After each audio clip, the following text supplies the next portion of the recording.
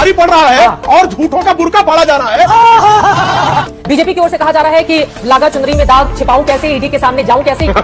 ये जो नोटिस है ये ईडी से नहीं आ रही है, भाजपा के दफ्तर से आ रहे हैं, इसलिए भाजपा रिस्पॉन्ड कर रही है, ईडी रिस्पॉन्ड नहीं कर रही। केजरीवाल अरुण जेटली पर आरोप लगाया, नाक रगड़ के माफी मांगी। नितिन गडकरी पर आरोप लगाया, नाक रगड़ कर माफी मांगी। भारतीय जनता पार्टी के नेताओं पर भ्रष्टाचार का आरोप लगाने के बाद जिस अरविंद केजरीवाल ने नाक रगड़ कर माफी मांगी है, ये कालाक्षर भैंस बराबर इनको है।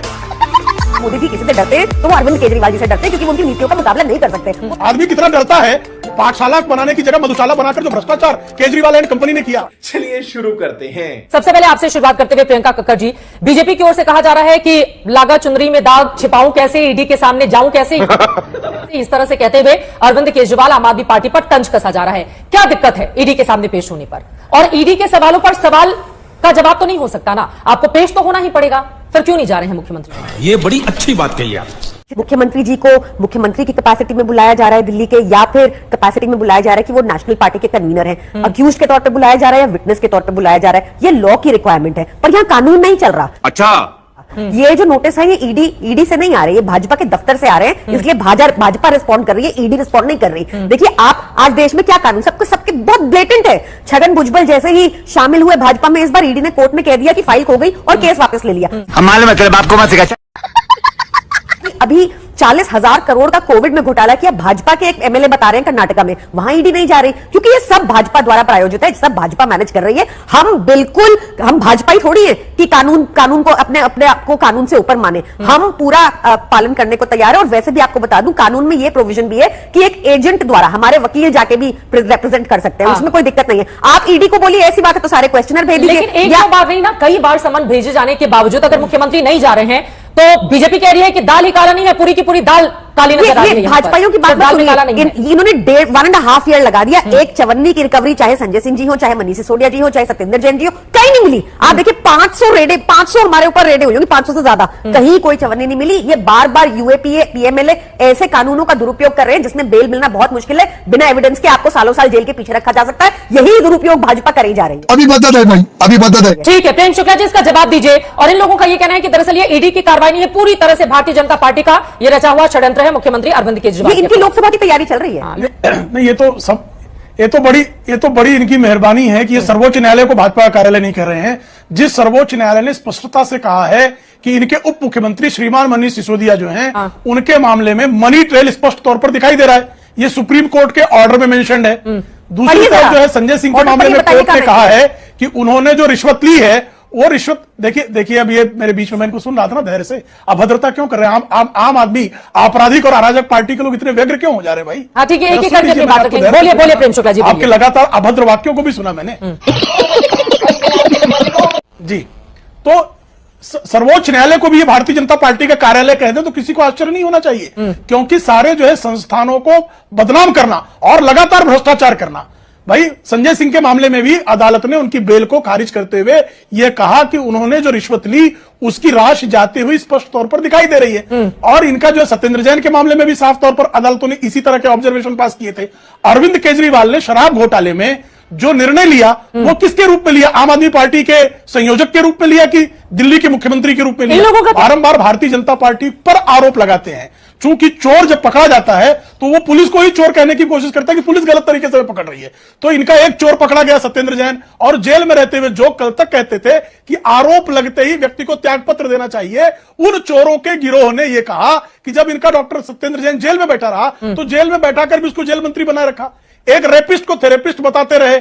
उसके बाद कहा मनीष सिसोदिया के मामले में कुछ नहीं मिलने वाला, सुप्रीम कोर्ट तक कह रहा है कि साहब मनी ट्रेल है। फिर कहा कि संजय सिंह जो है वो स्वतंत्रता सेनानियों की तरह निकले, उनके मामले में भी कोर्ट मान रहा है कि भाई पैसे का लेन देन साफ तौर पर दिखाई दे रहा है। ठीक है। अब हाँ, ईडी सोर्सेज ने जो बड़ी जानकारी दी है उसी का हवाला वो दे रहे हैं कि आईआरएस अधिकारी भी रह चुके हैं अरविंद केजरीवाल। क्या उनको नहीं पता है कि ईडी जब समन करती है तो पूछताछ के लिए कैसे बुलाती है? और फिर कर नहीं तो डर किस बात का? प्रियंका कक्कड़। चित्रा जी, डर की बात ही नहीं है। चित्रा जी, इनकी मंशा है शुरू से ही अरविंद केजरीवाल जी को लोकसभा से पहले अरेस्ट करने की। आपको याद होगा भाजपा के ही एक वरिष्ठ नेता और पूर्व राज्यपाल ने बड़ी स्पष्टता से कहा था कि अगर मोदी जी किसी से डरते हैं तो वो अरविंद केजरीवाल जी से डरते हैं, क्योंकि वो उनकी नीतियों का मुकाबला नहीं कर सकते। वो नहीं दे सकते दिल्ली मॉडल जैसा मॉडल पूरे देश में। आज तक इनके राज्यों में 24 घंटा बिजली तक नहीं आती, ये हालत है भाजपा में, सारे लॉसेज में है इनके स्टेट। जहां तक इनको पता है कि समन पे ये होना चाहिए, वो होना चाहिए। सारे समन तो भाजपा दफ्तर में ही बन रहे हैं, इनको बोलिए समन ठीक करके भेज दें, हम चले जाएंगे। आप क्वेश्चनर भेज दीजिए, क्वेश्चनर को सार्वजनिक कर दीजिए, हम ओपन डिबेट भी कर लेंगे, हम लिखित में भेज देंगे। आपको ऐसा क्यों है कि भाजपा दफ्तर, ईडी दफ्तर में ही जाके अरविंद केजरीवाल जी जवाब दे? ऐसी क्या आपकी रिक्वायरमेंट है? और इतनी रिक्वायरमेंट है भी, आप बुलाना चाहते हैं, आप ठीक कर दीजिए। मुझे इनसे जवाब पूछना है, अभी भी इन्होंने जवाब नहीं दिया। छगन भुजबल भाजपा में आते ही ऐसा क्यों हुआ कि ईडी ने कोर्ट में बोला कि फाइल खो गई और सारे केस ड्रॉप हो गए? मुझे इस पर्टिकुलर सवाल पूछना है इनसे। इनको लॉ कानून की जानकारी थोड़ी कम है, तो मैं आपको फिर से कह रही हूं, बताइए ईडी ने कैसे बोला कोर्ट में कि फाइल खो गई छगन भुजबल की और हम केस वापस लेते हैं? बताइए प्रेम शुक्ला जी, एक ही क्वेश्चन है आपसे। पहले प्रेम शुक्ला जी इनके सवालों पर जवाब दीजिए आप। एक क्वेश्चन। देखिए, प्रवर्तन निदेशालय का उत्तर भारतीय जनता पार्टी का प्रवक्ता क्यों देगा? हाँ। ये काला अक्षर भैंस बराबर इनको है, इनकी समझ में नहीं आ रहा है। और अरविंद केजरीवाल ने आज भी जो पत्र भेजा है, आदमी कितना डरता है।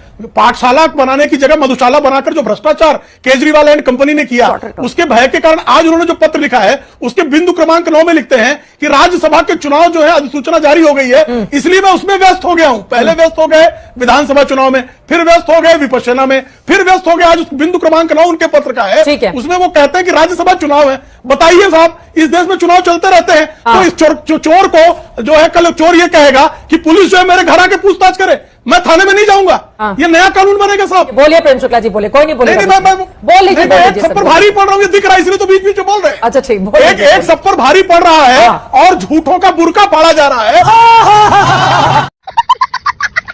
ऐसे बुर्का पड़ने के कारण टकरा रहे हैं लोग, लगातार बीच में बोल रहे हैं। इनका धैर्य जो है, इनका धैर्य टूट रहा है। मैं प्रेम शुक्ला जी को बताना चाहता हूं, घर से मैं 2024 शाहीन जी की बात हो जाने दीजिए, जेम शाहीन जी की बात सुन लेते हैं।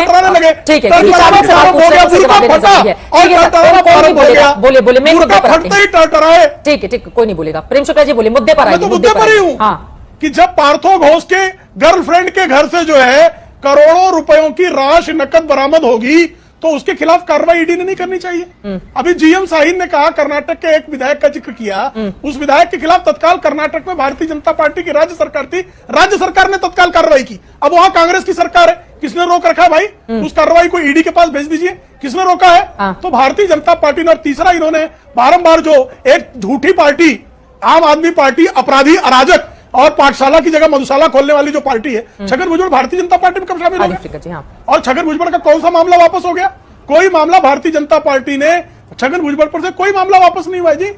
झूठ बोलना इनके लिए। अजीत पवार का जो बारंबार उदाहरण देते हैं, अजीत पवार से जो मामले की वापसी हुई वो श्रीमान उद्धव ठाकरे की सरकार में हुई। श्रीमान उद्धव ठाकरे जब मुख्यमंत्री थे तब कांग्रेस और एनसीपी उसको समर्थन दे रही थी। अगर उसके मामले में सबूत, अगर अभी भी सबूत है, तो अजीत पवार के खिलाफ अदालत क्यों नहीं जाते जी? तीसरा, हेमंत सोरेन के मामले जो कह रहे जीएम शाहीन कि भाई अदालत में जो है इनका मुख्यमंत्रियों को टारगेट किया जा रहा है, तो श्रीमान हेमंत सोरेन जो है ईडी के समन के मामले में हाईकोर्ट और सुप्रीम कोर्ट जा चुके हैं, उनको वहां से रिलीफ नहीं मिली। अगर हाईकोर्ट और सुप्रीम कोर्ट भी श्रीमान हेमंत सोरेन को रिलीफ नहीं देता, अगर सुप्रीम कोर्ट भी मनीष सिसोदिया को भ्रष्टाचारी मानकर उनके पीएम, उन्होंने किस तरह से मनी ट्रेल है वो बताता है, अगर संजय सिंह को अदालत कहती है कि रिश्वत देने का मामला सामने दिखाई दे रहा है, तो इनको भारतीय जनता पार्टी अपील करे कि इनको छोड़ दो। ठीक है, ये आप अपेक्षा कर रहे हैं। ठीक है, ये इनकी अपेक्षा है। और जो आदमी बारंबार केजरीवाल अरुण जेटली पर आरोप लगाया, नाक रगड़ के माफी मांगी, नितिन गडकरी पर आरोप लगाया, नाक रगड़ कर माफी मांगी। भारतीय जनता पार्टी के नेताओं पर भ्रष्टाचार का आरोप लगाने के बाद जिस अरविंद केजरीवाल ने नाक रगड़ कर माफी मांगी है, भारतीय जनता पार्टी के नेता जब आरोप लगा रहे हैं, जब प्रमाण दे रहे हैं, जाइए जरा अदालत, हिम्मत हो तो जाइए। भाई मजा आया।